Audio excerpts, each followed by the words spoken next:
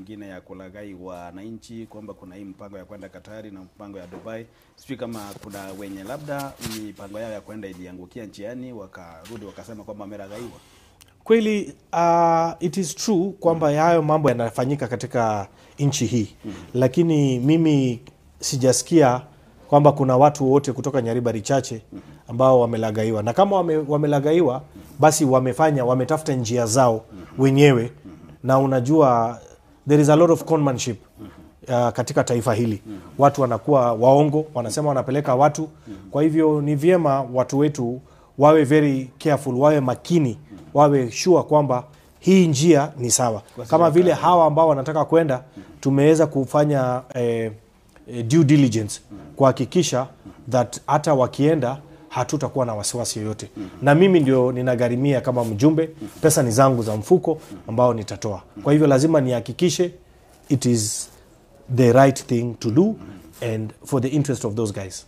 Na pia kuna wale labda wanataka kujiunga na hii azimio ya kwenda ng'ambo wakati huu, ama labda wenye wako na matarajio kwamba matumaini, ama labda kwa njia moja ama nyingine wanataka kwamba wanahisi kwamba wanafaa kwenda Katari ama Dubai. Unaweza waambia nini wakati wako na nafasi bado? Ama nafasi ziko nyingi, hata si Dubai peke yake ama Qatar. Nafasi vile rais ametangaza kitambo, kuna manafasi ambazo zilikuwa pia zimekuja Saudi Arabia, wanataka nurses, kuna zingine za Europe. Kwa hivyo wawe tu patient, na zile ambazo mimi nitapata kutoka kwa serikali, nitawaongelesha watu wangu wa Nyaribari waweze kuapply, na mimi kama mjumbe nitasaidia kusukuma ili wapate nafasi, sio kwenda Dubai peke yake ama Qatar, waweze kwenda hata Marekani, Germany and somewhere in Europe. Yeah. Na kwa vile tunaendelea na mambo ya kazi, tumeona kwamba kuna mipango kadhaa ya empowerment, ama kuweka watu wakifu, ama kutia watu nguvu, ama kuwasukuma katika kile ambacho wanafanya. Na hii ni mojawapo ya kufanya watu kwamba wakwe na ule uwezo wa kujiendeleza kwa njia moja, ama kutafutia kazi, ama kutengenezea kazi, ama kusaidiana kupata kazi.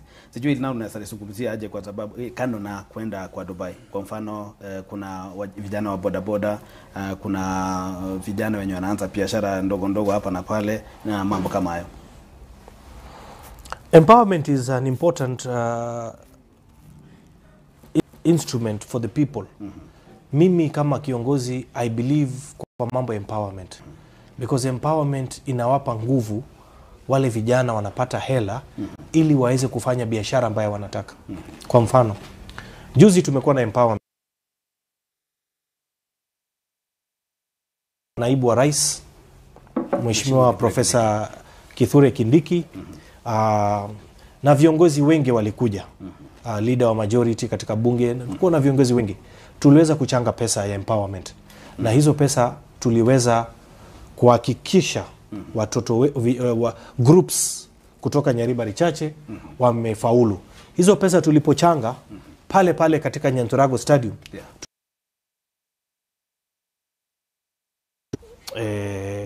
due diligence kuhakikisha these are the right groups.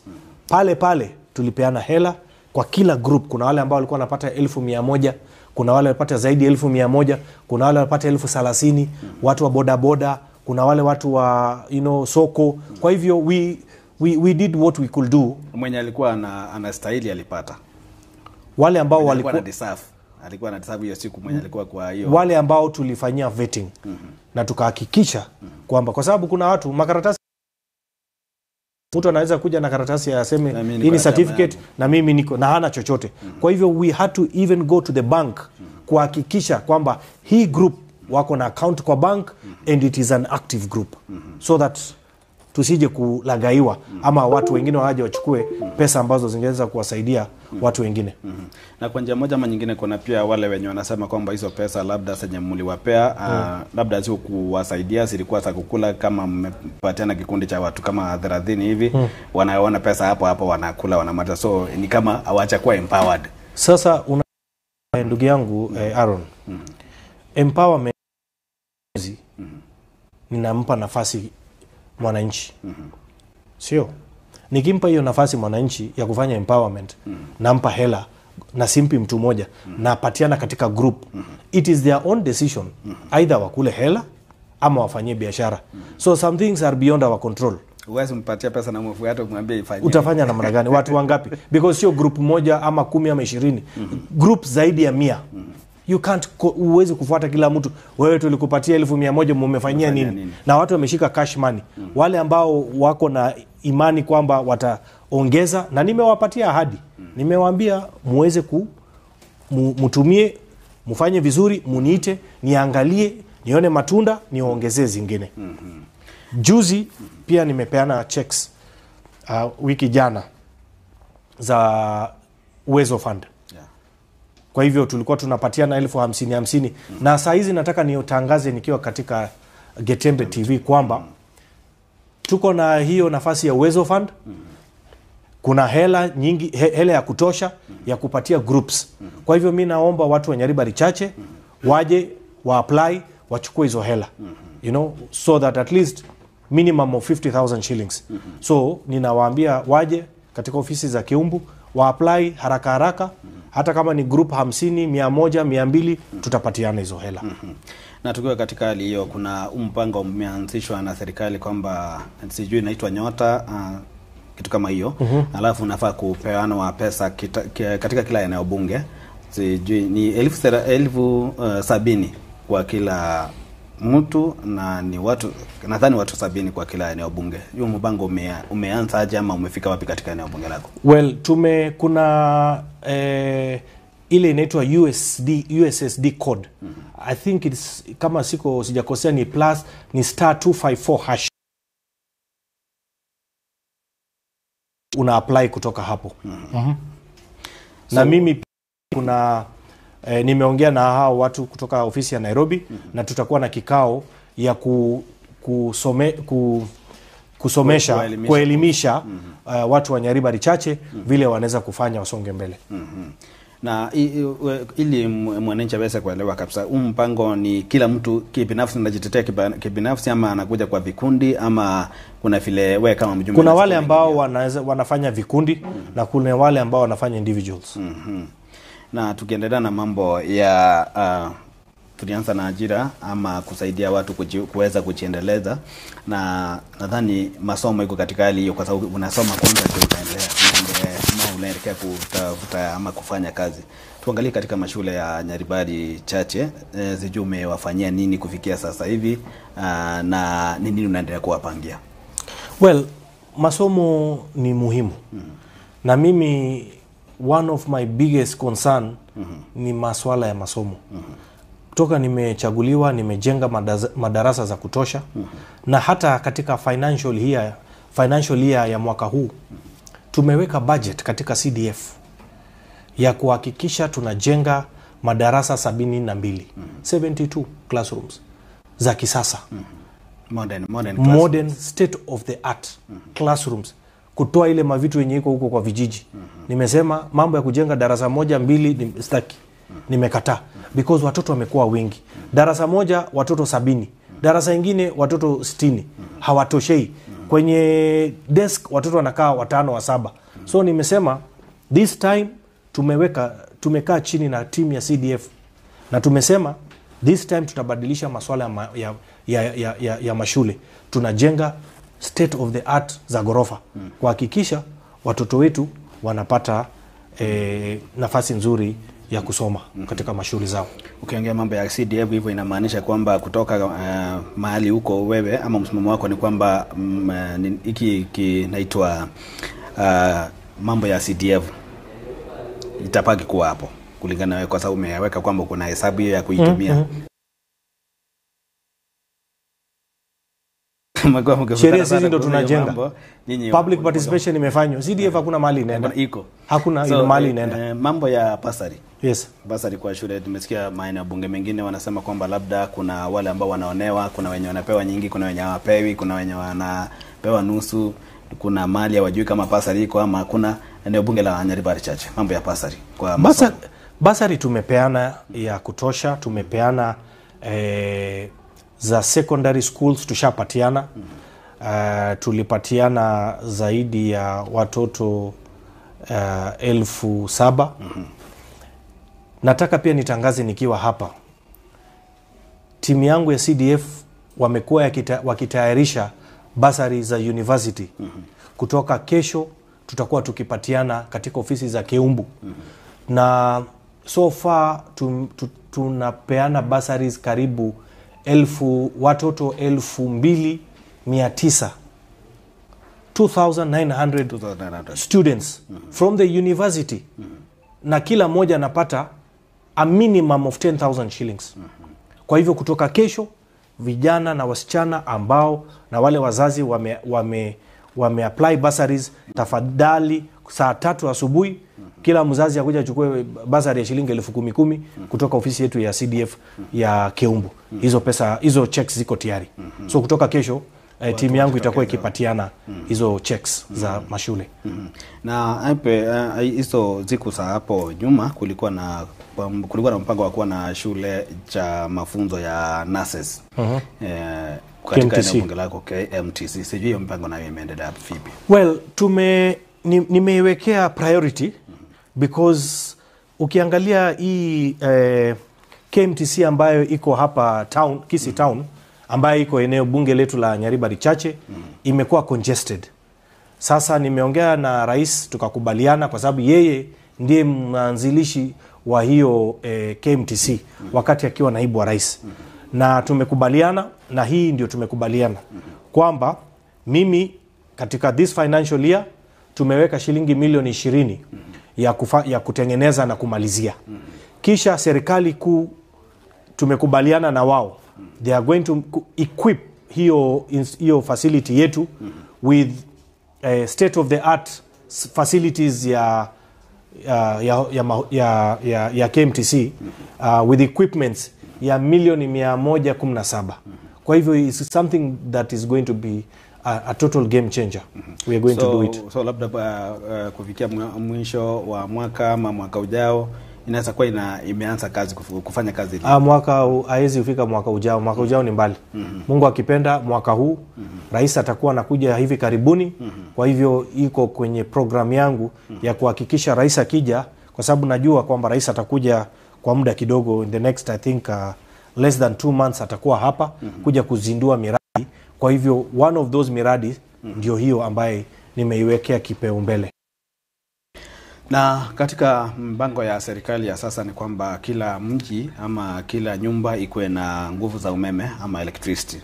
Tumeona kwamba kuna mambo ya rural electrification inaendelea na mpango wa RELEC, nayo sijui wananchi wa Nyaribari Chache hapa mahali tuko. Nadhani hapa ni Nyaribari Chache. Kabisa, Bobaracho. Kama takwimu zao kwa wale ambao wamepata nguvu za umeme na wale wenye wanaendelea kupata maana wenye watapata, sijui tunazo zikoaje? Boss, nataka nikueleze Aaron ndugu yangu. Mimi kama mjumbe wa Nyaribari nataka nikuhakikishie, nilisema kitu kimoja. Mambo ya Ekebea Kebea hakuna. Na ukipatikana na Ekebea unakamatwa, unawekwa ndani. Na huyo chief hata atakamatwa kwa sababu hajaripoti. Tumezindua program ya kuhakikisha tunaweka stima na kuondoa giza katika eneo bunge la Nyaribari Chache kwa kila vitongoji na vijiji ambaye ziko huku kwetu. Na program hiyo inaendelea. Tuko na saa hizi serikali imetuwekea hela ya kutosha ya kuhakikisha hizo programs za last mile connectivity tumeweka. Nikupe mfano. Rais William Ruto mwisho alipokuja hapa Nyaribari Chache, tulikuwa na yeye pale Nyang'eni kuzindua hiyo program ya last mile connectivity. Kwa hivyo program inaendelea, na hata sasa vile nataka kuhakikishia kwamba tumesukuma hiyo gurudumu ya stima, na sasa hivi tena tunaendelea kuhakikisha tumeweka hiyo last mile connectivity. Kwa hivyo hiyo nimeiwekea mstari ya mbele. A1 ninasukuma. Mwenye hajafikiwa mambo haiwezekani ndugu yangu Aaron kwamba kila mtu atafikiwa kwa siku moja. Unajua hata ukisimama kwa laini kwenda kwa hoteli ama sehemu kuna wale so tuna fast track kuhakikisha kuna matransformer ambazo ninaenda kufungua kwenda kuhakikisha kuwasha. Kwa hivyo we are working on it. Na wale wote ambao wanahitaji mwangaza, ama ni vijijini tu ama nyumba sawa? No, tuta extend kwanza nimesema ni muhimu tuende kwa masoko. Kwa masuala ya zile street za zile high mast zile. Kwa mfano, nikupe mfano kama Keumbu. Keumbu is a market. So haiwezekani watu wanafanya biashara pale alafu hakuna stima. Kwa hivyo tumesema kwa hizo markets ambazo pia serikali inatujengea tunaweka hiyo tutaweka hizo stima area hizo. Barabara zaidi ya kilomita 70 kujenga katika eneo bunge lako ya Nyaribari Chache, na hiyo ni barabara ya lami, na kuna barabara zingine hizi za nyasi za lami, hizi za Muramu, hizo zingine sijui hizo nazo zinaendeleaje, na hasa katika hii yenye inafaa kuwekwa lami sijui inaanza lini ama mipango yake iko vipi? Okay, wacha nianze na Maram. Maram, barabara zetu zilikuwa mbaya sana. Wananchi wengi wa Nyaribari Chache, they will bear me witness, watatoa ushuhuda kwamba kweli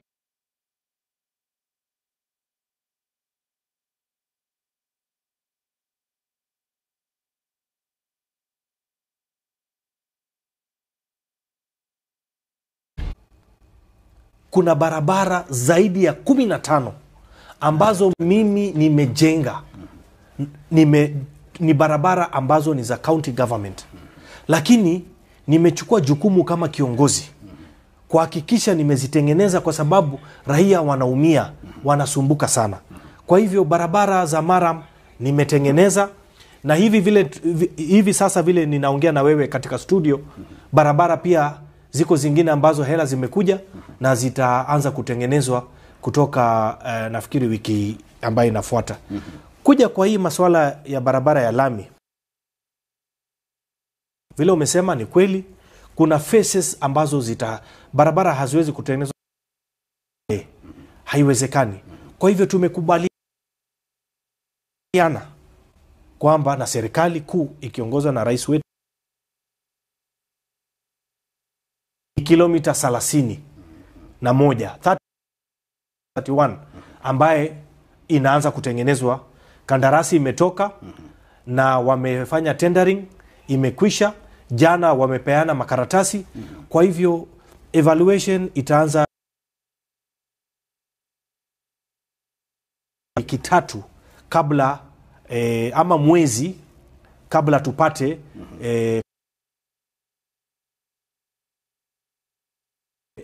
ninawaeleza. Nimeamua kwamba tukikubaliana na wananchi tunaanza kutengeneza barabara kutoka Birongo inaelekea mpaka Chirichiro, inaenda mpaka Riamo Kuobe, inaingia Irondi all the way mpaka Janturago kwa lami. Kuna hii barabara tena tumekubaliana na serikali kuu kwamba tutatengeneza, iko kwenye hii program ya lami ambayo itaanza na rais anakuja kuzindua. Barabara inaanzia Keumbu, inaenda mpaka Riondonga, inaelekea mpaka Nyaturbo, inaenda mpaka Ibeno. Hiyo barabara pia iko kwa hii program ya lami. Barabara nyingine ni kutoka Kegati, hapo kwa lami, karibu na kwa maji. Kutoka Kegati, inakata inaenda Nyanko, Nyaguta, inaenda mpaka Ria Nyamwamu, kwa Tea Factory, inakula kona, inateremuka, inaenda mpaka Nyakwana, inaenda inamalizia Nyabisabo. Kisha kuna hizo loops iko hapo, inaenda mpaka tuta extend kwenda mpaka Nyandarema, itaenda mpaka Amariba. Kuna hapo Gesere, Omo sasa. Hiyo area yote, Getungurumu, yote hiyo tunaweka lami. Kwa hivyo ndio uzuri, na pia nasema ni mzuri pia kufanya kazi na serikali, kwa sababu mimi nimechaguliwa na hii serikali. Wananchi wamenichagua kwa chama cha serikali. Hata kama watu wako na masuala yao, lakini mimi kama kiongozi ni lazima na ni muhimu nifanye kazi na serikali ili wananchi wangu ambao wamenipa hii nafasi waweze kupata maendeleo. Mwanjo muligera liye toganda tukwana no mujumbe webunge ya Nyaribari Chache umusike Sairi Janda nyakobwata iboli tinde usikarengera kende gyonzi nabo kunyara kabaho gotoma ujumbe se nambi yawe irese screen mwanjo muligera gutse nambi irese screen yawo nabo yoko nabo kaenda se umutandao o YouTube unyaka bagolika liboli ya gusekarengera likiao AM asayamo ndito nakabato kusanga no muzike Sairi Janda wega sense media Facebook bar nabo gotona nabo kubega liboli ya ororo ndito nakabato ko lienekia AM asayamo na egesweli kianega mugandre ukiabira na singeweza kupingana na mheshimiwa mambo ya Kiswahili na si mdomo changu nasikia ni mdomo cha mheshimiwa so tufumiliane hapo mpenzi mtazamaji. Mheshimiwa, tukiendelea katika mambo ya barabara umetaja barabara nyingi sana mpaka sasa zingine mtu anajiuliza kwamba ulipewa kilomita 70. Sasa hizi barabara kwa njia moja ama nyingine ni kama zimepita kilomita 70 na umeelezea kwamba labda siko in phases. Sema kwamba kwa saa hizi 70 ni gani specifically? Ni barabara gani kuanzia wapi mpaka wapi? Hiyo phase 1 ambayo nimetaja ni phase 1 ambayo tunaanza na kilomita 30. Tukimaliza hiyo kilomita 30 tutakuja kwa phase 2 ambayo tutatangaza wakati hiyo. Kwa sababu kwa sasa haiwezekani tutengeneze kilomita 70 ni karibu shilingi zaidi ya bilioni 5. Kwa hivyo zile ambazo tumetangaza ndio hiyo phase 1 ambayo tunaanza kufanya ambayo nimekueleza. Na katika ukielezea mambo ya barabara vile umesema, umetamka jambo la Kegati, maji ya Kegati. Hii maji ya Kegati imekuwa na kuna mambo yamezungumziwa kuhusu hii maji, na hii maji hata kama ni maji ya Kisii County wanasema ni Wasco. Imekuwa ni kuna mvutano kulikuwa na mvutano kati ya kaunti ya Kisii na kaunti ya Nyamira, ikafikia mahali tukasikia ni kwamba inagawanywa ikwe mara mbili, ya Nyamira ikwe yake na Kisii County kwenda yake. Na kwa vile hii maji iko katika eneo bunge ya Nyaribari Chache, unaweza tungumzia nini kuhusu hiyo maji ya Kegati? Unajua, mimi kama kiongozi nataka nikueleze kwamba watu wa Nyaribari Chache wanakuja kwanza as a priority. Kisha watu wa Kisii baadaye. Kama kiongozi, my priority number 1 is to make sure and ensure that the people of Nyaribari Chache wamepata maji. Wakati mimi nikikampeni, niliongea na raia wananchi nikawaambia tutahakikisha tumeweza kuleta maji. Na mimi nilishikwa na uchungu sana na hasira. Wakati fulani nilienda kwa rais nikasema haiwezekani kwamba hapa Nyaribari Chache tuko na maji. Lakini hii maji inaenda mpaka Mogirango, Bonchari, inaenda mpaka Nyamira, inaenda sijui mpaka Bomachoge. Na hii maji iko Nyaribari Chache. Nikasema tuende tukate hiyo pipes, wakose na sisi tukose. Haiwezekani watu wengine wapate maji kisha sisi wenye maji hapa Kegati hatuna maji. Rais akakataa, akaniambia usifanye hivyo. Tutatafuta pesa, tutaweka pesa. Kwa hivyo tukakubaliana, na saa hizi serikali imeweka pesa zaidi ya milioni 470. Hata hiyo tenda imewekwa. Kwa hivyo niko na imani hivi karibuni tutazindua mambo ya maji na kuhakikisha tumepata pipes na smart meters, tukishirikiana na county government ya Kisii kuhakikisha kabla tuende mahali ingine lazima tuanzie hapa nyumbani Nyaribari Chache, watu wetu wapate maji. Kwa hivyo niko mbele, niko rada na hakuna mahali nasonga, naangalia hivi nione maji imefika kwa watu wangu, ndio tuweze kupeleka kwa mandugu zetu na cousins iende mahali ingine huko Mogirango. Ni kama kwa hivyo hii maji inafaa kufika kwa kila mji, kufanywa pale. Kwanza ianze Nyaribari Chache. Watu wangu wa Nyaribari wakipata, wakishapata wenye maji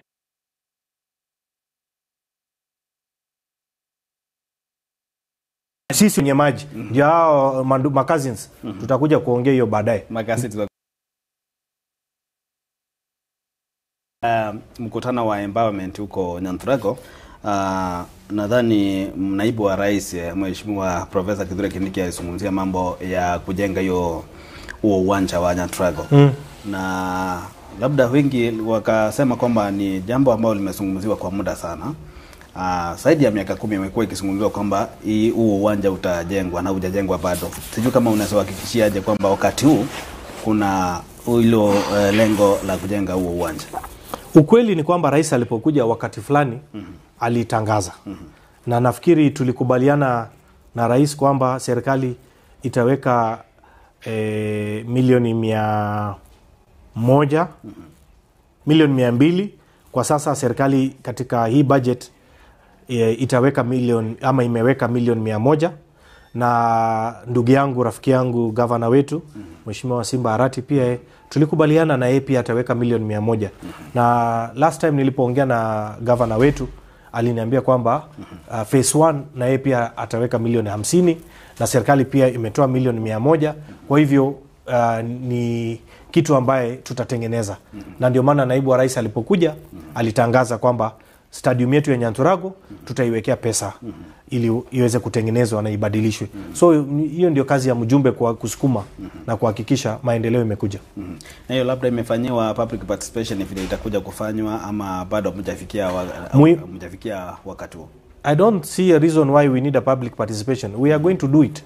We have to do it for the people. It's a social amenity.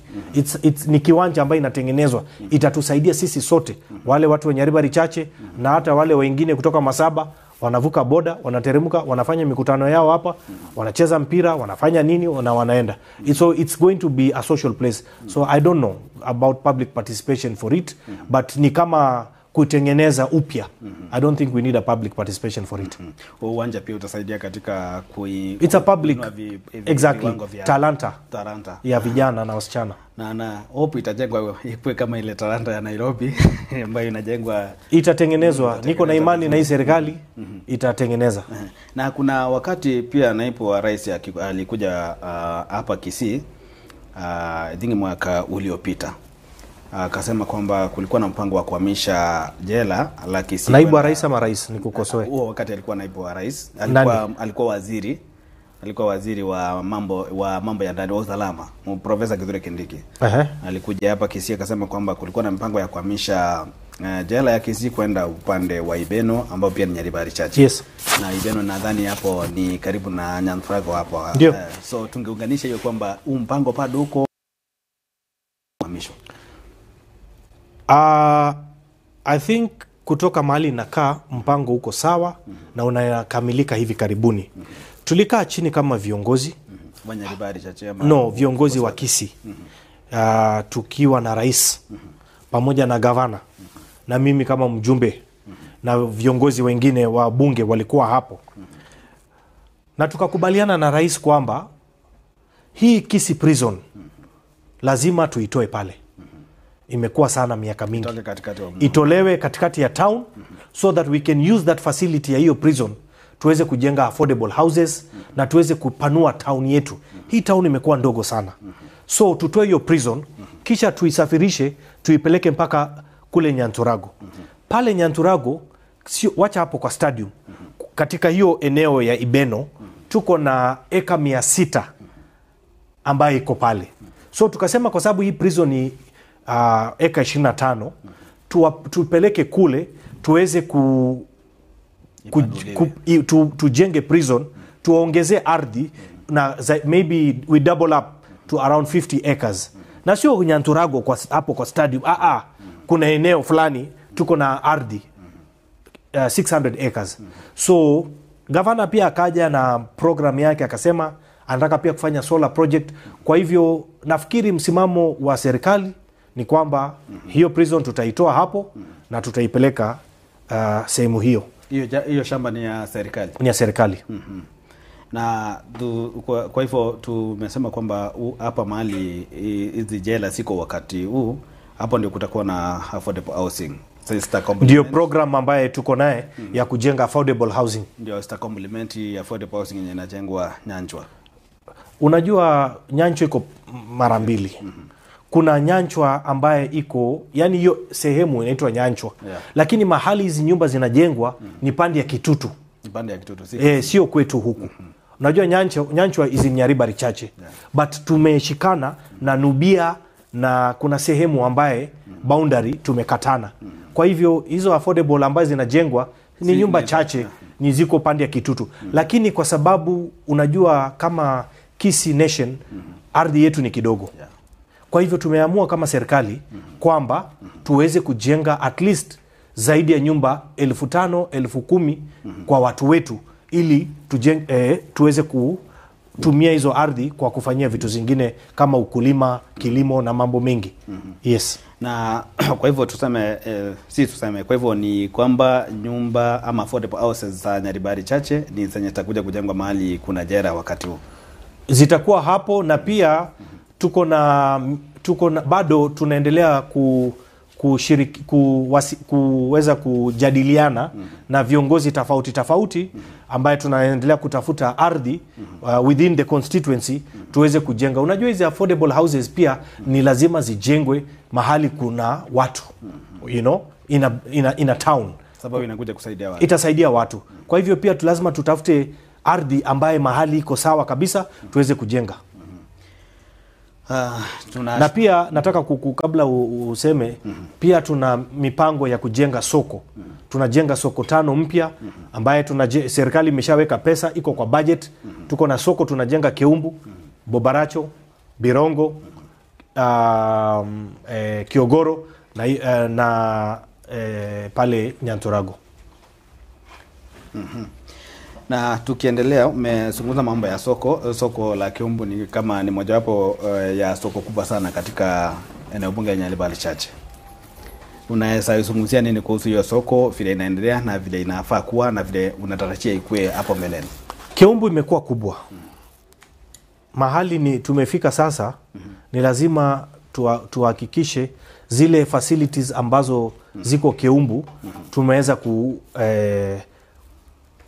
kujenga upya. Kwa mfano, rais alipokuja Keumbu, mwisho alipokuwa hapa, rais mwenyewe alitangaza, nimewekea pesa hapo milioni 50 na sijui 5, wewe mjumbe na viongozi wengine mtafute ardhi mtupatie. Kwa hivyo tumepata ardhi, tunataka tukae na watu wa soko, tukubaliane ni wapi ambaye tutajenga hiyo soko. Kwa hivyo soko ni muhimu. Na pia niko na mipango ambaye na jaribu kusukumana na county government kuhakikisha tumeweza kubadilisha Keumbu iwe municipality. Kwa hivyo ni program ambaye ninajaribu kusukuma katika uongozi wangu tuweze kuhakikisha Keumbu imekuwa municipality. Pia tuliongea na rais alipokuja pale, akakubali, akasema watatuwekea milioni 30. Gavana wetu pia ndugu yangu Simba, tumeongea na yeye, amekubali, amesema atakaa na timu yake waangalie ni pesa ngapi itawekwa ili tuweze kuangusha ile hospitali iko huko Keumbu, tubomoe, tujenge hospitali ya kisasa. And that is my plan. Tuweze kujenga hospitali ya kisasa, kuhakikisha iko na state of the art facilities so that we can be able to decongest hii hospitali ya Kisii referral. Na wale watu ambao wako Keumbu, wale watu wako Gianchere, watu wako Birongo waweze kupata hospitali nzuri na iko sehemu karibu, iko na theaters na hata ya kutibu watoto, iko na madawa na inafanya kazi masaa 24. So that is the program ambaye ninasukumana naye kuhakikisha tumebadilisha, na ndio maana anasema ninasukuma gurudumu ya kuhakikisha Keumbu tumeibadilisha na tumeifanya municipality so that iweze kuqualify katika ile stage. Ikiwa municipality tutapata World Bank funding na kutoka donors, na barabara zote za hizo area zitakuwa ni za lami. Na hivi majuzi pia serikali imeamua kwamba kuna mpango wa kazi mtaani. Na nadhani kazi mtaani inapeanwa, ama hii ni kazi ambayo inapeanwa kulingana na maeneo bunge. Eneo bunge lako kuna mipango hipi kuhusu kazi mtaani? Well, kazi mtaani itafanyika, lakini kumekuwa na mvurutano kidogo vile recruitment ya how itakuwa. Kuna vile walikuwa imesemekana kwamba wata apply online. Na sisi kama wabunge pia tukasema hapana. Sisi ndio wakilishi wa wananchi. Sisi ndio tupewe nafasi tuweze kuchagua watu wetu ambao katika eneo bunge langu nina watu wangapi ambao tuweze kupick people from different wards waweze kupata hiyo kazi ya mtaani. Kwa hivyo kuna kidogo mvurutano, lakini nafikiri tutakamilisha hivi karibuni. Na tukiendelea katika mambo ya mipango ya maendeleo katika eneo bunge la Nyaribari Chache, wakati wa kusomwa kwa bajeti nisikia Mheshimiwa John Mbadi akisema kwamba Cancer Center imepewa shilingi bilioni 1. Sijui hisia zako zilikuwa zipi wakati ulisikia hivyo, kwa sababu hiyo ni mojawapo ya zile ama yale maendeleo ambayo umepigania sana ya kuwa yafanyike katika eneo bunge la Kisii, na unadhani kwamba hiyo cancer center itakuwa imekamilika lini? Na tukizingatia kwamba hata Mheshimiwa Rais wakati alikuja wakati mwingine Kisii alifika huko na alilalamika kwamba inaenda katika mwendo ambao si wa kufurahisha. Kweli kabisa niliridhika na hiyo pesa ambayo imewekwa shilingi bilioni 1. Na mimi ndio nimesukuma. Nikimuomba rais na nimesukuma sana kwa sababu kazi yangu ni kusukuma maendeleo. Na unajua maendeleo unaweza kusukuma na mdomo, lakini maendeleo unasukuma bunge na pesa kuweka kwa budget. Na niliongea na rais na nataka nimshukuru sana rais wetu William Ruto kwa kukubali kuhakikisha hiyo pesa imewekwa. Cancer Center is an institution that will serve not the people of Nyaribari Chache peke yake, watu wa Kisii na watu wa taifa hili.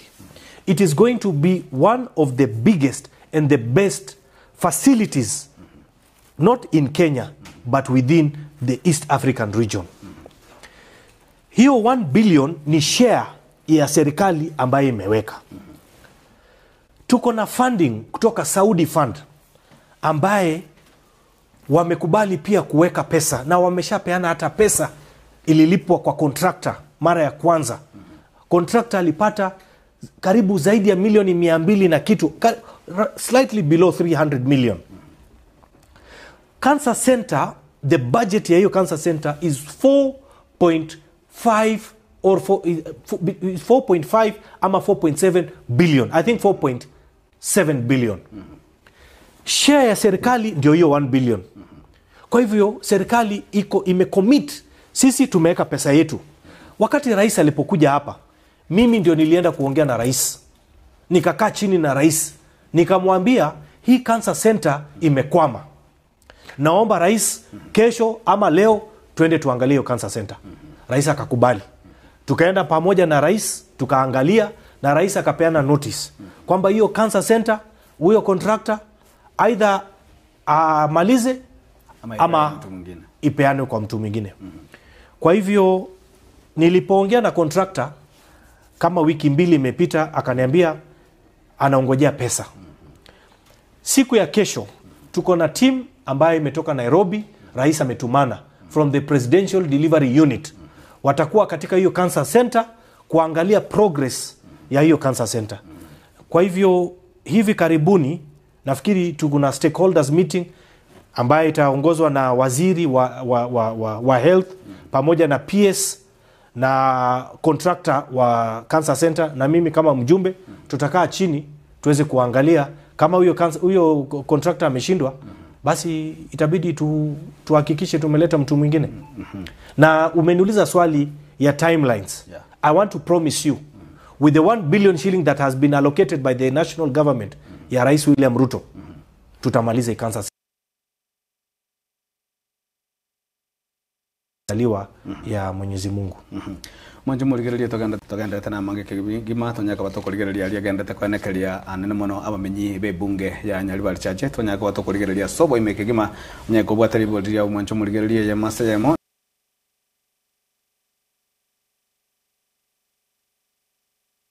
nabo kunyaka bokorika kwetera se namba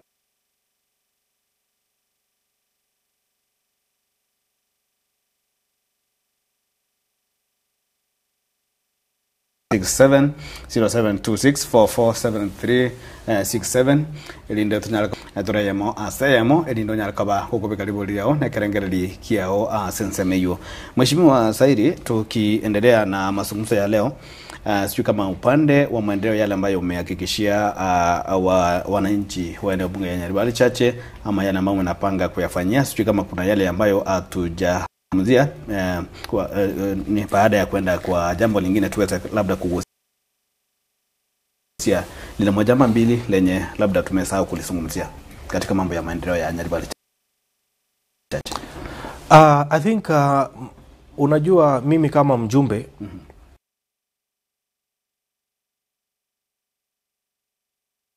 matatu.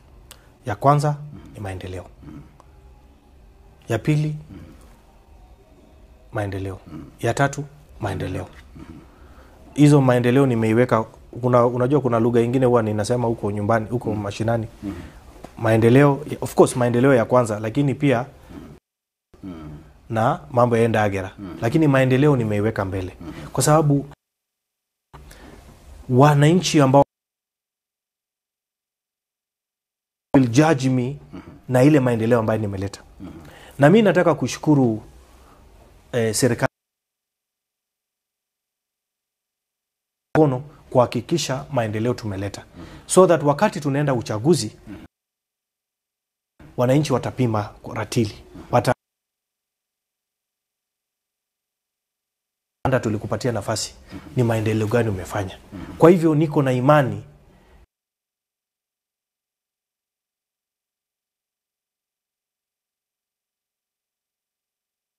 hii cancer center tunajenga. We are doing 5,000 hostels mpya ambaye kandarasi tataingia hapo. Kisii National Polytechnic iko na students zaidi ya 213. Hiyo pia imetangazwa kandarasi. Tunaongojea contractor aingie with another almost 5,000. Masuala ya maendeleo nimesukuma mbele kabisa. Kwa hivyo sidhani kama kuna kitu ambaye nitawacha nyuma kwa masuala ya maendeleo. Umesumuza vizuri ukasema kwamba mambo ni matatu Nyaribari Chache. Umesema maendeleo na maendeleo. Lakini ukarudi nyuma pia ukasema kwamba maendeleo, kukula na pesa. Ama maendeleo pesa. Peleka mahali ya mchele ama nini, usinipeleke hapo. Hapo hilo ndio swali watu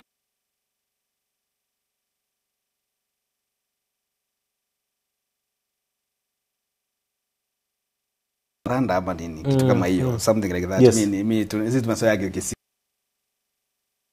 wale wenye labda wanaona kwamba njia zako za kisiasa ama vile unafanya siasa zako hasa wakati wa kupeana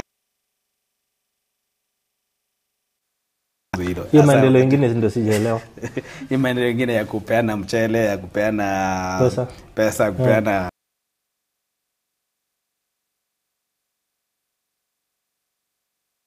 blanketi, kupeana mattresses. Ndugu yangu Aaron, kabla sijakuwa mjumbe, mimi nimesimama kiti mara ngapi? Mara 3.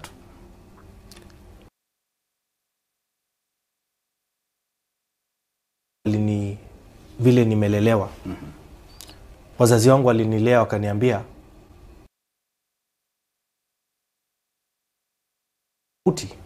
kati ya maendeleo na ya janda akipatiana akisaidia wananchi. Na watu wengi wale wanapingana na mimi kidogo kidogo wengine. Ile inawakasirisha kwa nini ninapeana chakula. Sasa nikuulize, hiyo chakula, mchele, ninapeana mchele, mattress, blanketi, unga, mafuta ya kupika lita 2, saa nyingine lita 1, iko na sukari kilo 2, iko na sijui vitu gani ndani, na pesa juu. Nipe mama aende kupikia watoto wake ama kusaidia familia yake, iko makosa gani? Maendeleo nimetaja ambaye tunafanya. Nikisaidia mtu, wewe kama ndugu yangu Aaron, saa hii ukinialika kwako unipatie chai, hiyo ni iko makosa? Sasa iko makosa gani? Pesa haitoki kwa CDF, pesa inatoka kwa mshahara yangu. Tulikubaliana na raia, mshahara ya janda nusu ni ya janda, nusu ni ya raia. Nikichanga na marafiki zangu wananisaidia, wananiletea kidogo, huyu ananipea, iko makosa gani watu yangu wakipata? Viongozi wengi hawaelewi shida ya mwananchi ni nini. Kuna watu hata leo usiku hawajui watakula nini. Sasa wamekutana na mjumbe yao, ameongea maneno, ameongea maendeleo, amejenga barabara, amefanya hii, ameweka stima, maji, mashule, basari, sijui nini. Alafu iko makosa gani nikipatiana? Alafu wako njaa. Hapana. Hiyo mambo ya hiyo itaendelea tu. Tukisalia katika jambo hilo, ni kwamba siku ya leo kasisi anaitwa Anthony Muheria, wakati walikuwa wanapeana, kuna ujumbe walipeana, I think ni kufikiria kwamba ni kuhusiana na mambo ya kesho ambao vijana wanapanga kuandamana, hasa kulingana na ama ukumbusho wa yale ambayo yalifanyika mwaka jana. Akasema kwamba jambo moja ambalo serikali inafaa kuacha ni ili aliita tokenism ya kupeana kidogo kidogo kwenda kwa wananchi. Sijui labda kulingana na vile alisema kwamba hii ni njia moja ya kuchochea ufisadi. Sio kama unaweza jibu aje kutoka kwa hiyo mazungumzo ya Anthony Mweria, Bishop Anthony Mweria. Kwa ukweli kwamba Aaron sikumsikia wala sina hiyo information vizuri vile aliongea.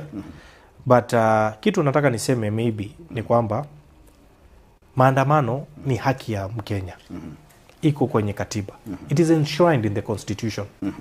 Allow the people to go. The government has accepted watu waende maandamano. It is okay. Hakuna mtu amekataa. Hata mimi nakubali. Kama kiongozi, yule ambaye anataka kwenda maandamano, aende maandamano. Lakini usiende maandamano kuharibu mali ya mtu. Uende Keumbu, unyang'anye mama nyanya zake, miwa, matoke. That one we will not agree.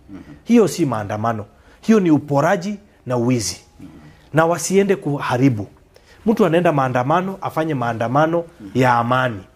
Lakini sio maandamano ya kuibia watu na kupiga watu na kupora watu na kuvunjia mtu. Kama sasa wewe saa hizi uko kazini, usikie watu wamefanya maandamano, wameingia kwa ofisi yako, wamebeba kamera, wamebeba TV. It is not fair. It is not right. Kwa hivyo watu wafanye maandamano ya amani. Sisi kama viongozi tunakubali watu waende wafanye maandamano. But maandamano ya amani. Hiyo mambo ambaye Anthony Mweria ameongea ya tokenism, I don't think I want to comment on it. I will skip that.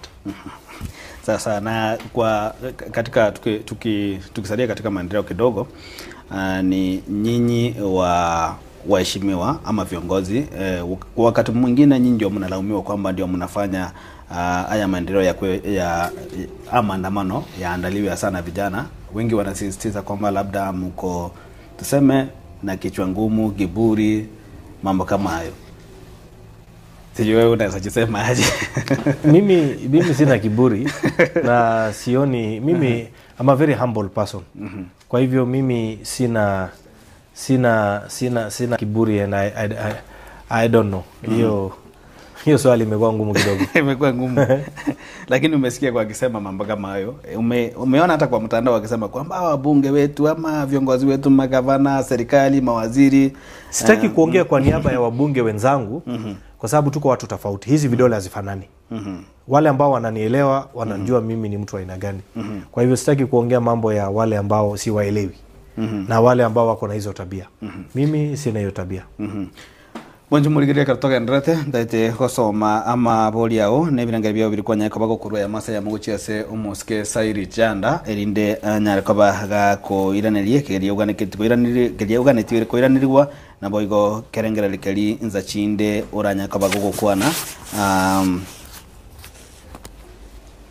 Huyu anaitwa Jackson Samuka kutoka Birongo, anasema yote ambayo mheshimiwa anasema ni ukweli kabisa na amecholea kufanyia wananchi kazi. Nyaribali chache kazi kwa mambo ya electricity, mabarabara, rami, shukuru pasa lisi na kusifu kwamba umefanya kazi ya kutosha. Huyu anasema ajaandika jina lake, anasema muulize mheshimiwa mbona alidanganya watu Likendo atawatengenezea barabara. Sijui kama Likendo hiyo barabara iko. Sema uliwadanganya utawatengenezea. I think umesungumzia Likendo. Umesungumzia hiyo barabara Likendo. Sijui unaweza mjibu yeye direct sasa umwambie kuhusu hiyo. Sidhani kama nimetaja mambo ya Likendo, lakini ile barabara ambaye nimezungumzia inafika Nyanzurago. Barabara ya Likendo ni barabara ya Maram ambayo itaenda iko kwenye program ya kutengenezwa. Na sijapeana ahadi kwamba itatengenezwa. Iko kwenye program, itatengenezwa. Yes. Vincent Kisemba kutoka Nyaguta anasema umetaja barabara nyingi sana. Sijasikia Nyaguta Nyabiuto Road. Hiyo barabara ya Nyaguta Nyabiuto Road ilikuwa na shida kidogo. Kimbili iliyopita kuna contractor tulituma pale. Amejaribu kuiweka, mara haikuwekwa vizuri sana kinasikia, lakini inapitika vizuri. Lakini wakera na tumekubaliana hiyo barabara itatengenezwa tena vizuri kabisa. Lakini unajua ya mapema barabara ya Nyaguta it is part of the tarmac. Lakini ya kuelekea Nyabiuto imetengenezwa, lakini nitahakikisha nimesikia kweli kuna complaints kidogo, nitahakikisha imetengenezwa tena kwa mara ya pili kwa ifanywe vyema kabisa. Kuna huyu ako na shida ya kizungu kama mimi anasema I'm Penny from area Moliamugutu. We are finding challenges from electricity. They ask many people to give them a 3 or wapatie mtu hiyo post. Wanaomba ni kama hiyo transformer hiyo mtu ya stima. Sasa yeye amesema they ask them to give them a 3 ndio waweke stima, sijui. Sina habari, I will find out. Hii kizungu naye ni kama yangu kabisa. Oginga kutoka Matunwa, mjumbe wangu anasema kweli mambo na maji unachelewa lakini bado muda iko kasa kamba. Aperi kutoka Birongo anasema kuibiwa kwa stima kumesidi, mwambie atusaidie. Sijui kama hiyo kesi kama imekufikia. Ya wizi wa stima, sijui naweza kuhakikishia nini kwamba unajua hii wizi ya stima hata wengine wana overload na transformer inalipuka. Tumeweka matransformer kadhaa, lakini watu wanakuja wanaiba stima, wanafanya illegal connectivity. Hiyo transformer unaona inachomeka, ina blow up. So we are working on it. Nimeongea na watu wa Kenya Power pamoja na REREC. We are fully on it. Na huyu anasema kwamba uliza mheshimiwa, kuna makundi kama vile Kisi, Jogo, Nyanchwa na Coca-Cola na siko registered na social services, lakini hawakupata kitu. Uwezo fund ama empowerment. Una makundi mengine yako katika mji wa Kisi town, utawasaidia vipi? Tafadhali na watafuta. Hao ndio nataka immediately under certificate of urgency. Matafutwa. Waambie huyo kijana tafadhali kesho afike, aweke hiyo apeane details yake na namba ya simu. Pesa tuko naye, Uwezo fund iko na pesa. Kuna mwenye anauliza kwamba renovation ya Nyandusi, sio labda atatujibu kwamba anamaanisha nini huko wakati tunapoendelea. Nyandusi Stadium ni Nyantura kama ni gani? Anasema kwamba renovation, I think ulikuwa umeelezea kwamba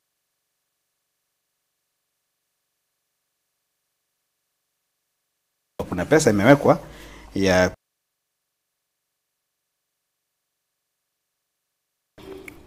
uwanja. Mwanjumu ligerelia karatoka ndrete mbya mwanasenge njoga ndete kutobwatia enseme ya kabire amabole na mange birengere ne binge mogenda tokorwa na byonsi nigoto kubikia as enda kulika ujumbe chao ase namba URS screen 0726447367 namba omoske ujumbe eyo yao turene nimeenda kwa Kisi ncheno mugusike kwana kegusi no problem lakini tuira kegusi katika mambo ya empowerment tumeona kwamba mheshimiwa Profesa Abraham Kithure Kindiki amekuja Kisi zaidi ya mara 4 na wengi wamekuwa wakisema kwamba hizi empowerment ambazo zinaendelea ni siasa. Sijui kwamba unaweza wajibu vipi. Hilo ni swali limeulizwa hapa kwamba ni empowerment ama ni siasa. So from where you sit, Profesa Kithure Kindiki, ni empowerment ama ni siasa inaendelea kujitayarisha kwa mwaka wa 2000? Hakuna mambo ya siasa hapo. Empowerment is an important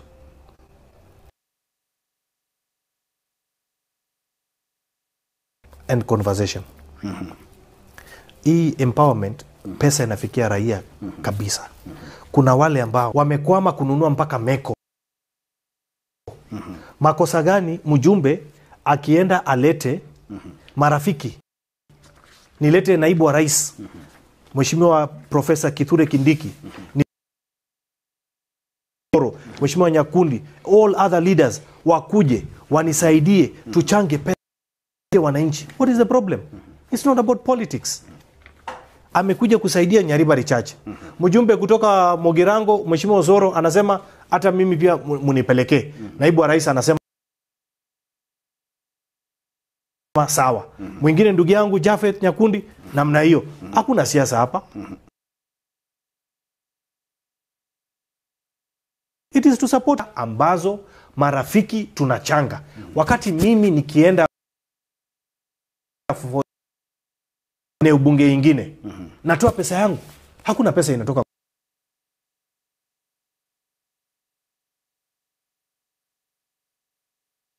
kwa serikali. That is the difference. Kwa hivyo Nyaura Charity, anaitwa Charity from Mwembe, anasema Nyaura Road to Kambas, Kisii Kambas kini mbaya. Iko chonjo. Mwambie huyo mtu within the next para ya campus tunaisukuma na itabadilika kabisa. Na tumesukuma. Ni Omari from Nyanderema, uliza Bwana Sari Janda kama Basari za University and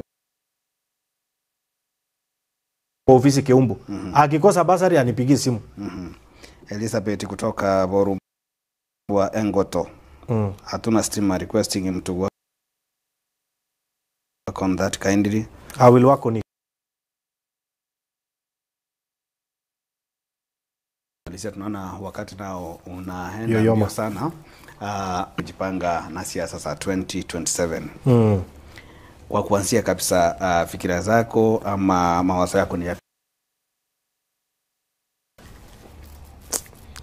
Wananipeleka kwa kona mingi sana. Hiyo ni kona ya mwisho. Mimi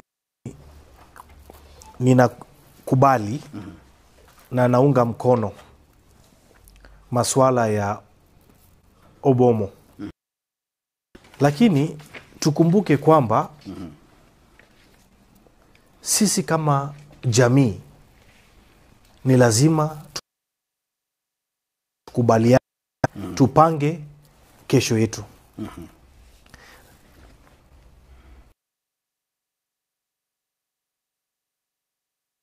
William Samoei Ruto. Huyu rais amebeba kisu, ako na nyama, ako na kila kitu. Kwa hivyo mimi ningependa sisi kama viongozi tuunge rais mkono ili tuweze kupata maendeleo. Itakuwa we must speak. It is going to be practically human possible to defeat a sitting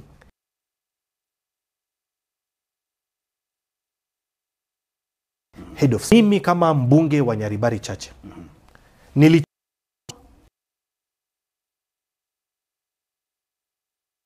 nilete maendeleo, na mahali maendeleo iko ni kwa serikali.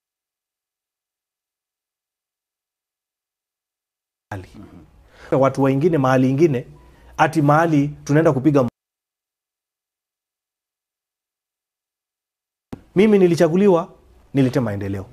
Na ikiwa mwenye ananipa maendeleo ni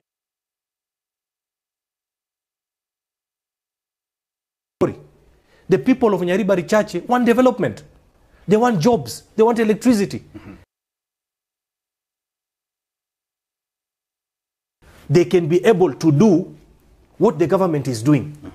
So mtu tukae tujisaidie, weenda peke yako. Mimi nitabaki kwa serikali. That is my position. Na pia tukipakia katika eneo hilo Obomo wa Omogusi, pia kuna Obomo wa Nyaribari. Kuna hii mambo inaitwa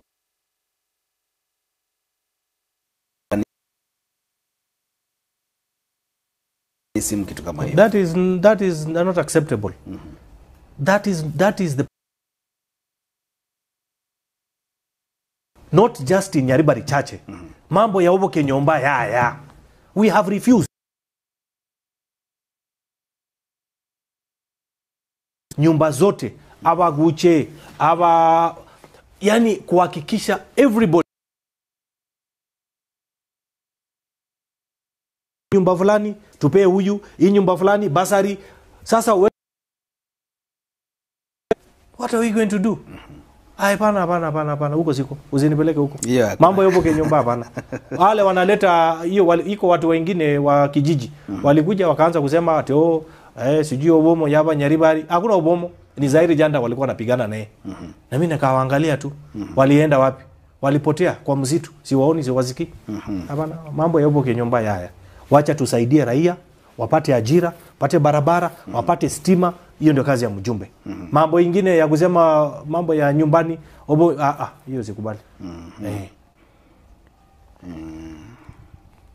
Na huyu anaitwa Speaker Wendo Ondwari kutoka Nyabisabo, anasema anakupongeza sana kwa sababu umefanya maendeleo mingi, ndio maana nasema 10 bila break.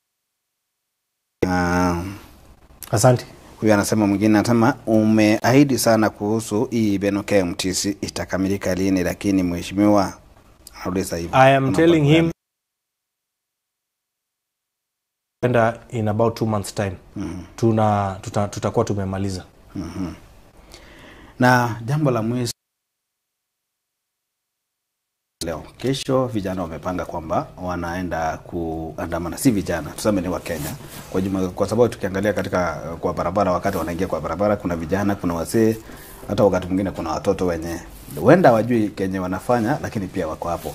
Ujumbe wako ni upi kwa katika maandamano ambayo yamepangwa kufanyika kesho, hasa tukizingatia kwamba siku ya leo serikali ikiongozwa na Mheshimiwa Rais Mheshimiwa William Ruto alisema kwamba amepongeza wanapolisi kwa kazi nzuri ambao wamekuwa wakifanya, na tumejua kwamba wamekuwa wakilaumiwa sana kwa hizi siku za karibuni, hasa kwa kutumia nguvu kupita kiasi. Sio kwamba uko na ujumbe upi kwa vijana ama wale wenye ambao wamekuwa na mpango ya kuandamana kesho? My message to the people of Kenya, wale ambao wanaenda maandamano, please muende maandamano, fanye maandamano ya amani. That is it. Usiende kutafuta kwenda kuibia mtu, kwenda kuvunja nyumba ya mtu, gari ya mtu, kupora mtu. That one will not be accepted.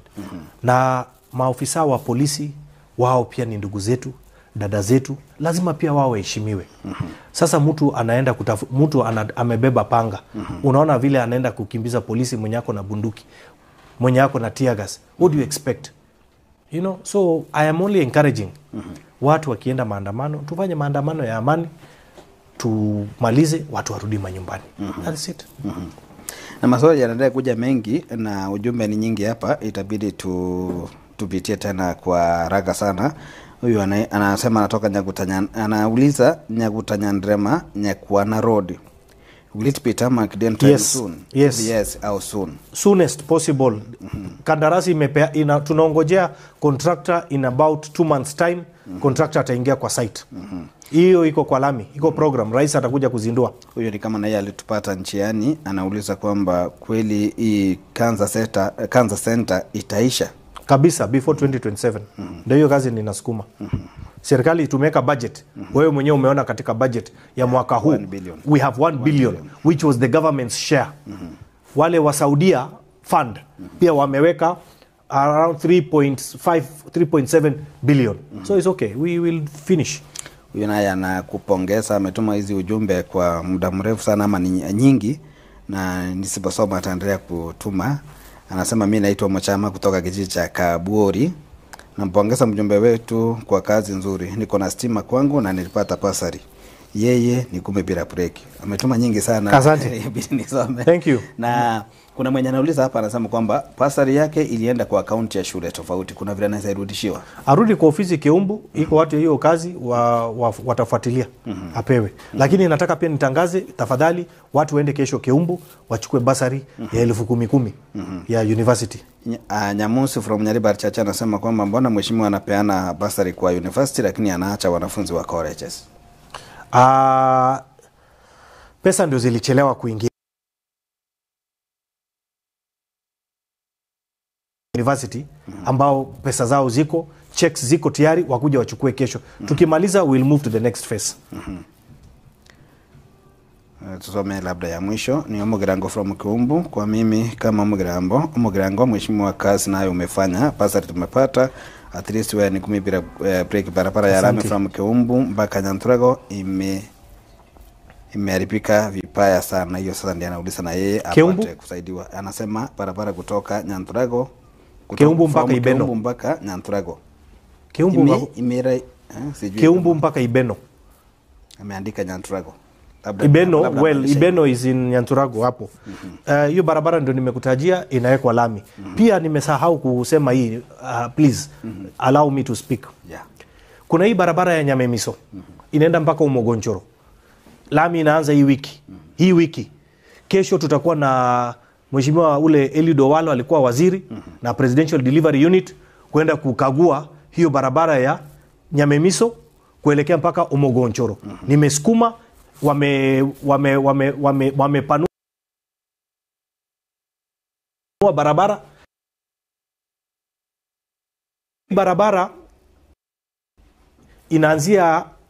inatoka pia iko kwa program ya lami, wameanza hivi karibuni hiyo barabara pia itakula lami.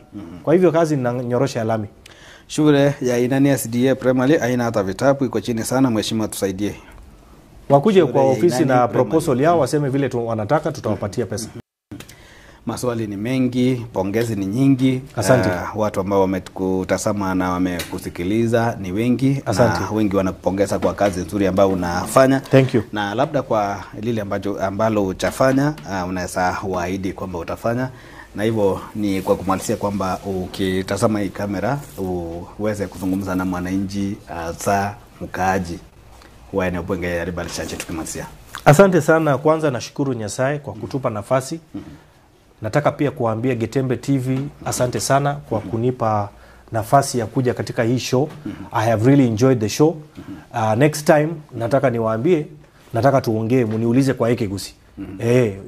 Tusitaki pia tuongee Kiswahili sana. Kwa hivyo next time muni interview kwa Ekegusi. I just want to tell the people of Nyaribari Chache asanteni sana kwa kuniamini, kunipa nafasi kama kiongozi wenu na kuweza kuwahudumia, na mnajua ninajaribu kusukuma maendeleo na nafikiri hivi karibuni tutaonana. Sasa niko area na tutapambana, tutakutana hapo mbele. Asanteni sana na Mwenyezi Mungu awabariki. Thank you so much. Na director aliniambia kwamba kuna muda kidogo, na labda unaweza kuwa kuna jambo ambalo hujaambia watu wako. Sijui kama kuna lile ambalo ungeweza kuzungumzia, lakini tukiendelea wacha tusome ujumbe singine kidogo. Tell mheshimiwa kindly he promised us Bobaracho Secondary, please. Sijui liwa promise nini? Bobaracho Secondary ni pesa ilichelewa kutoka kwa ministry. Tulikuwa tume request pesa za infrastructure ndio zimechelewa, lakini nafikiri waziri wetu anaweka bidii na nimemsukuma na nimeandika mabarua na hivi karibuni tutapata pesa ya hiyo shule na shule zingine nyingi ambazo tunatarajia. Na mheshimiwa, barabara ya lami kutoka Keumbu tu Kiamokama imeharibika sana. Kiamokama sio Nyaribari Chache. So I have no business with Kiamokama. Keumbu, ameanzia Keumbu, sio kama ameanzia Keumbu kaenda ikafuka Kiamokama ama maybe the highway. Highway, I am working on hiyo program. Na unajua pia tuko na mpango na serikali, nikikueleza kwamba tunataka kufanya dual, barabara ya dual. Kufungua barabara kutoka Sotik all the way to Migori. So ni miradi ni mipango ambazo tunaendelea kama viongozi kutoka Kisii. Tumekaa chini, tumeongea na rais, tunataka kuhakikisha barabara tumeweka dual so that tuweze kupata hizo facility mzuri za kama vile expressway. Shule ya Matunwa Secondary, unajua shida yake? Ameuliza mjumbe wangu, napenda masomo. Shida ya Matunwa Secondary unajua shida yake? Unajua kama kiongozi inakuwa ni vigumu sana mimi kusema na nisifanye. Ukweli wa mambo ni kwamba wakati shule ina shida wanaandika barua request kwa CDF. Then CDF inakaa tuna consider ni nini ambayo inataka kufanya. Kwa mfano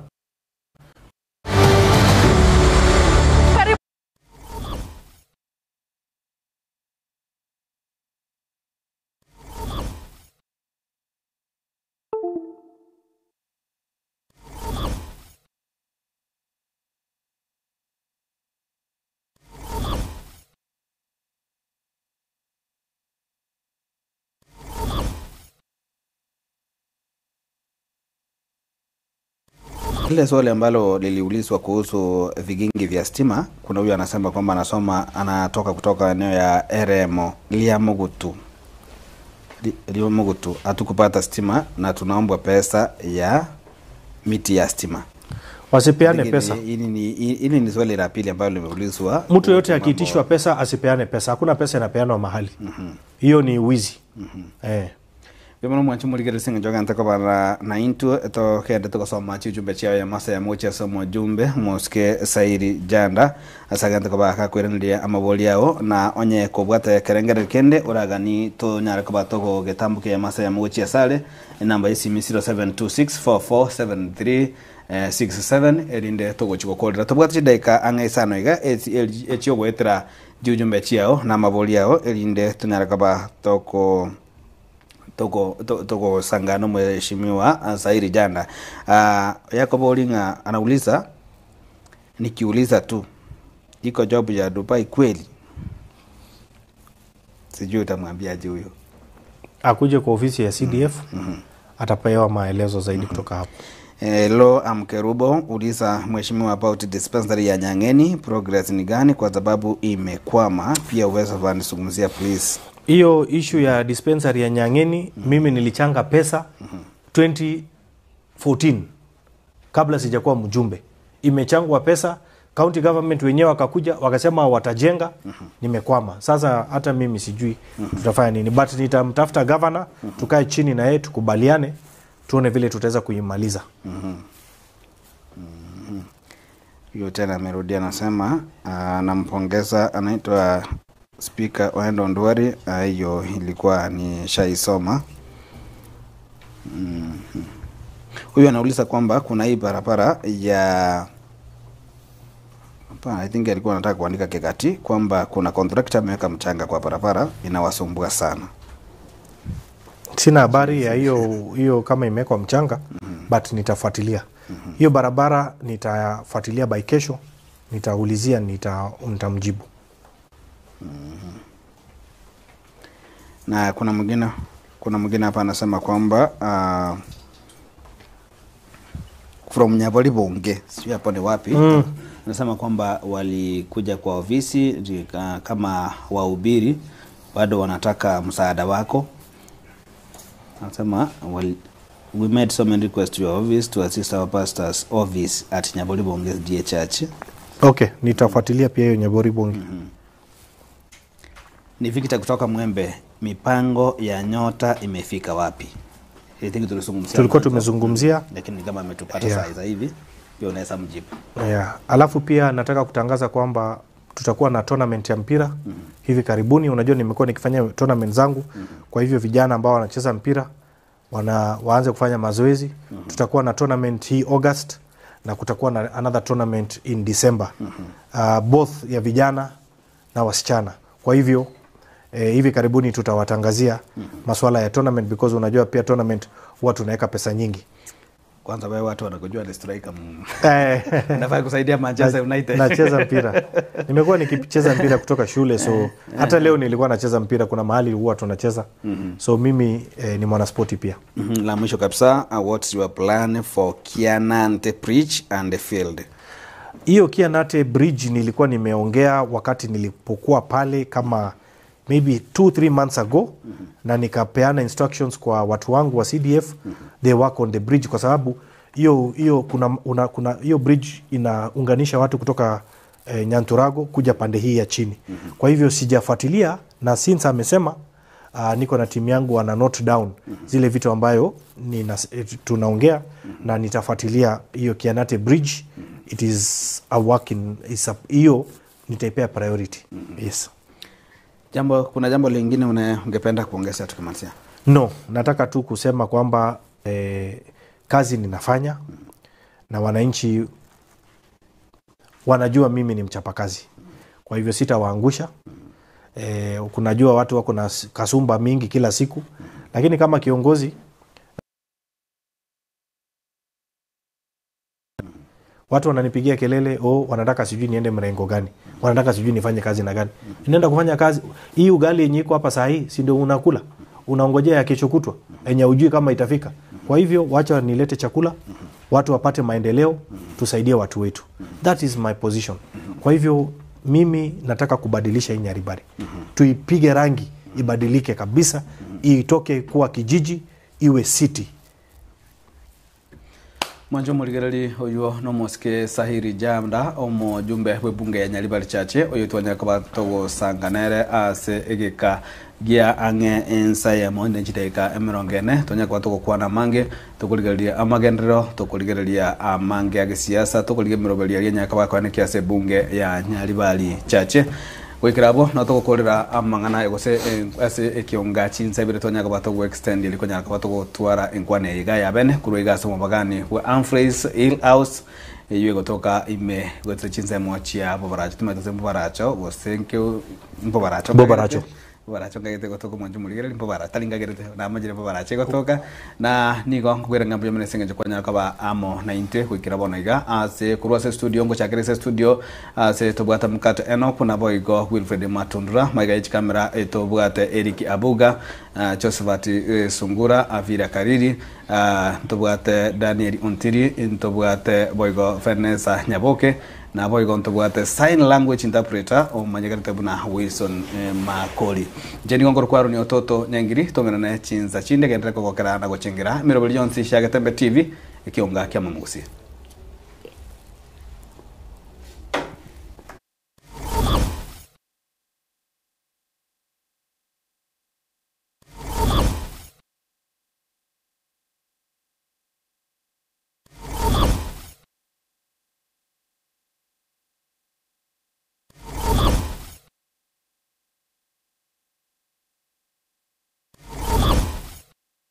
Superstores Nero eduka asorgo ngurigarua South Nyanza ya Nchere amone company ya mabati Rolling Mills yuko ya bwatuka uchiase abaonia aiga ntobwate showroom asura achabwirigirie amabati anda onsialia utagete showroom yeto nigo engale yuerengia na boigo ekogokiriso yao chingaki ogoswasa yiga kurigiriria amabati yiga ntobwate time tembo abo bagokolemiremo ase showroom yiga babwate chingoro chingia chugo kwarigania na boigo cho teberie kende gensio